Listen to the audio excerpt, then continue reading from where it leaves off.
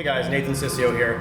I'm here with John, who's the owner of the C8 that we use for all the prototype stuff for our road race development, the shocks and brake packages and the aero packages and stuff that we're getting from other people in testing. What we're here talking about is just the shocks. We've had some other things the end of last year. We developed throughout the course of last fall. And then we just took a little bit of break from the road race stuff because we were focused on Texas 2K and GTR World Cup. So now we're here, we're chatting about the shocks again. John, I wanted to get his view from you guys because you got like Seth's opinion, which is our semi-pro driver that we chatted with a little bit, my opinion a little bit, but obviously I'm biased because I'm trying to sell you crap. And then we have John, who actually he drives the car on the street. He drove the car out here. He bought the car to be a road race car. So when we come out here together, half the time he's driving the car, if not more.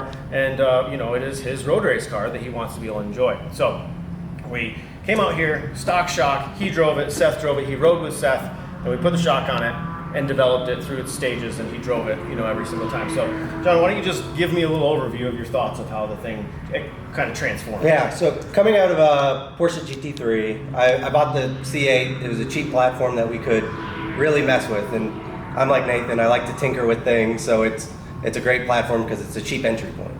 I sold my GT3, got that, we brought it out stock, and first lap, it sucked.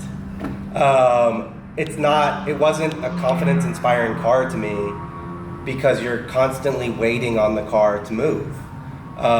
It just felt soft, and coming out from a GT3 that sits pretty flat in a corner, all of a sudden being in a car with a lot of body roll, I had no confidence. I wasn't really getting near breaking out of the 40s at Road Atlanta. So I just didn't like it. Did not enjoy it? No, not at all. And I was like, oh crap, what did I do? I sold a GT3 for this.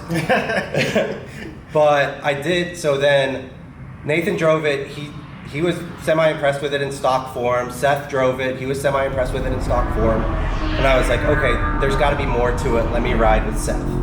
Seth took me for a quick ride, and I was like, all right, talk through every corner.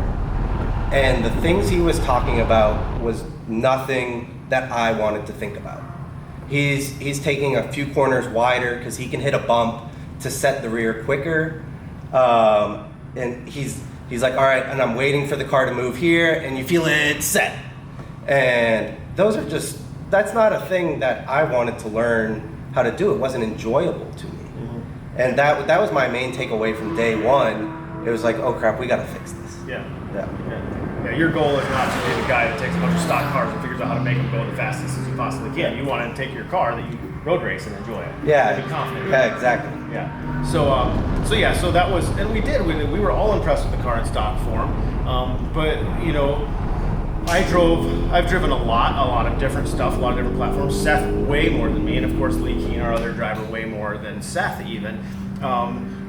John is your track day guy that just comes out and enjoys track days, which is, what we want you guys to be able to do. So his kind of vibe of how the car felt was the most important to me. I cared how fast Lee could get in the car and get it to go around the racetrack, but at the same time, does that translate to your everyday consumer that just wants to buy something to make the car better? No, it doesn't. What he feels and what he thinks and what somewhat me as well, but really, what he's feeling is what translates. So I think it was 2 times later out, we put the shocks on the car.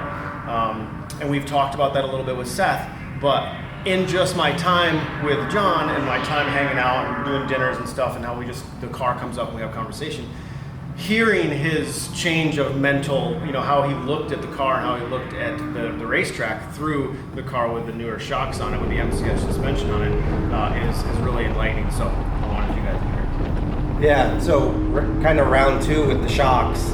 Immediately, you go out there and the car feels planted in corners. There's not as much body roll. It's all of a sudden what I was used to, or what I was hoping to have, in the sense that I wasn't having to wait for the car. The car was there almost immediately with the dialed up compression and dialed up rebound. And then that was day 1, and then we took it off. We adjusted some spring rates, I think. And valve. Yep. And then day 3 in the car, I was like, holy crap, it's really getting good. And I think I got to the track before he was here that day, and he texted me, how's it going? How's it going? And like, it's just like, this car is awesome. Yeah. Like explanation points all over the board. And like, I'm the guy who goes out for 15 minutes and comes in. Now I'm the guy that goes out for full 30-minute sessions and it's like, crap, why do I have to go in? Yeah, and that's the key. That's the key there, obviously. Yeah, and the car is just, it's consistent throughout an entire session, and that's what makes it so fun. And frankly, now I'm pretty quick in the car, and that's a lot of fun. Like 5 seconds. I think you were on 42s, 43s, then you went to like 37s, Yeah. 38s. Yep. Like 4 or 5 seconds. I mean, it's an eternity, obviously. Everybody knows the road course. What about compliance?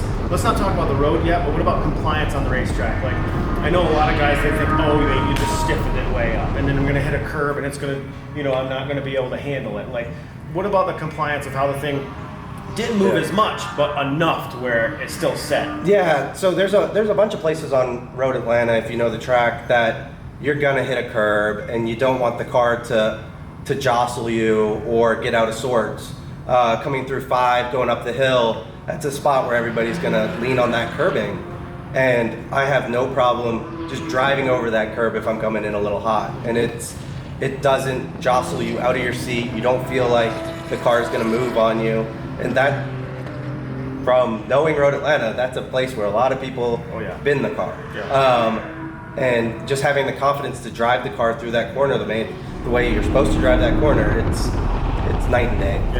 Yeah, and rolling up on one other thing I found is rolling up on the curb on the outside. If you come out too hot, you come in, you're good, you hit the apex, and you hit the throttle too fast, you're like, well, I guess I'm driving up on the curb or I'm lifting, and you drive up on the curb and the car is so much more compliant. Yeah. Where before it was all over the place, the back tire was ratcheting, and now it just drives over. It's really awesome. So let's transition that really quickly, not to make this too long, but let's transition that to the street, because then your next question mark is, I've got a lot of people that have asked me, like, yeah, I want to do it, but sometimes I take my wife to dinner in it, and sometimes I do this, and sometimes I do that, and I'm like, you can't. So let's just chat about good compression settings and rebound settings here on a decently sticky tire, and then the drive home and the transition, like even with no adjustment. With no adjustment, it's completely, it's livable. Is the best way to put it. It's very livable. You hit big bumps, it'll jostle you a little bit because it's stiffened up. But overall, very compliant. It turns into a go-kart on the street. You're wanting to go fast everywhere. It's kind of scary. And then dialing down the shock a little bit is, I think, where they show their range. Mm-hmm. And it just it's all of a sudden a highway cruiser. Yeah. I don't like a soft car, admittedly, but like I think it drives better on the street with the shock with just a few clicks out of it than it did with the stock suspension. Oh, 100%. And I have a mag ride car. We've driven, his car was non-mag ride, but then I have a mag ride car that I drive, well, now I guess every day. And I think your car drives better. You take three clicks of compression and rebound out of it, and I think it drives better than my car does personally. Yeah. So those are just some questions that I wanted answered, and again, I wanted them answered in a non-hey, sales pitchy, buy our product type of way. I mean, do buy our product, but I wanted to give you guys hey, this is a guy that came to the racetrack. He didn't like the car at first. He wasn't confident in it. He was regretting buying it. He really was. You stuff a couple of Bud Lights down his throat, and he was not a very happy camper. He was really regretting buying it, and then 3 track days later, after the suspension set up, and all of a sudden he can't come up here enough. He wants to be here first thing in the morning, be the last person to leave. He's on the track every single session, full session. So, speaking of that, we have a session coming up. We're out here at Road Atlanta at the Driving Club, which is just what a great place to be able to test these cars. We thank the Driving Club every single time we come up. MCS Suspension, we thank them as well for all their support on the car, because they've done a lot of dialing in, a lot of text messages back and forth, come up, stood trackside with us on this car side of the other side of the track. So so we appreciate it, guys, and thanks so much for watching the channel and everything else. Hopefully the channel continues to grow. We're going to continue to do road race and street development on all these cars. So thanks so much. Have a good one.